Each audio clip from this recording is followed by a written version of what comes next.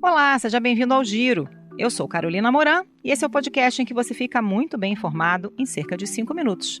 Bora pro Giro? 4 ministros do Supremo Tribunal Federal intimaram 7 tribunais de justiça dos estados a explicar o pagamento de penduricalhos que contrariam as regras estabelecidas pela Corte. Nos despachos, eles ameaçam afastar e responsabilizar os presidentes dos tribunais. O João Rosa tem as informações. 7 tribunais de justiça têm 48 horas para explicar ao Supremo Tribunal Federal os pagamentos de penduricalhos que, em alguns casos, elevam os vencimentos para quase R$500 mil por mês. Em decisão conjunta, os ministros Moraes, Dino, Zanin e Gilmar alertaram que, se a determinação não for cumprida, os presidentes das cortes poderão até ser afastados dos cargos.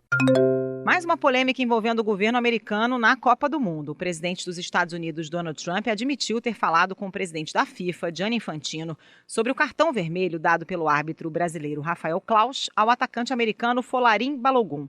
A punição teria como consequência a suspensão automática dele na partida dos Estados Unidos contra a Bélgica nesta segunda-feira. Mas o jogador foi liberado da sanção pela FIFA depois que a comissão de apelação da entidade rejeitou um recurso apresentado pelos belgas.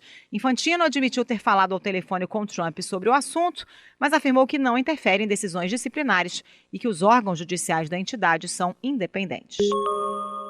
Começaram nesta segunda-feira em Washington as audiências públicas do governo americano sobre a investigação comercial que pode impor um novo tarifaço ao Brasil. Representantes de entidades do setor produtivo participam das reuniões e o governo brasileiro enviou uma observadora. A reportagem é da Samantha Klein. Após a ofensiva do senador Flávio Bolsonaro, o governo enviou uma observadora para as audiências do USTR, mas defende que os encontros são um espaço para o setor privado e sociedade civil e que as manifestações da diplomacia estão no nível governo-governo.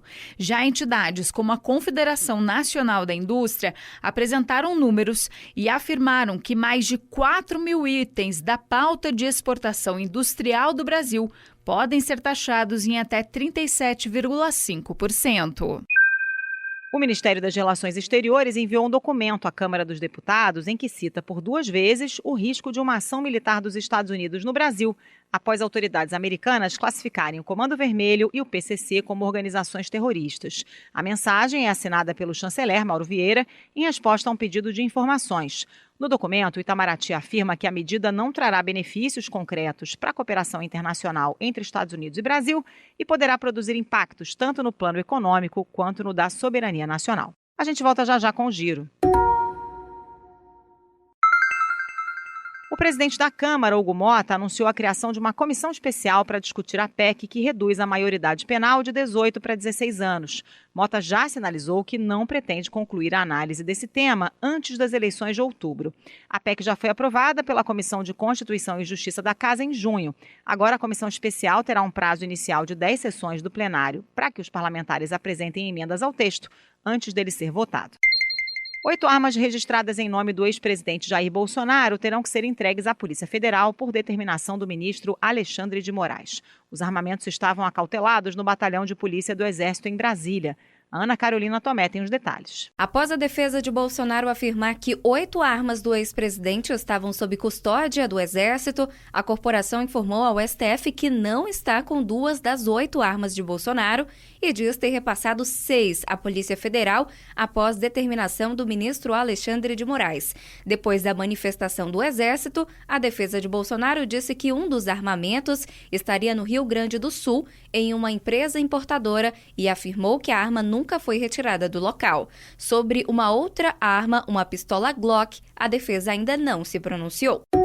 O grupo terrorista Hamas anunciou a dissolução do órgão que governou a faixa de Gaza por quase 2 décadas.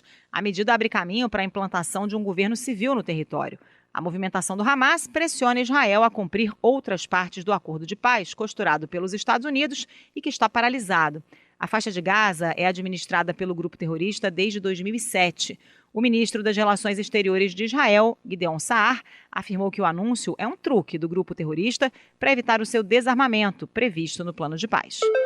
Para saber mais sobre as notícias que você ouviu aqui no Giro, acesse cbn.globo.com ou o aplicativo da CBN. Por lá tem as reportagens completas e análise do nosso time de comentaristas.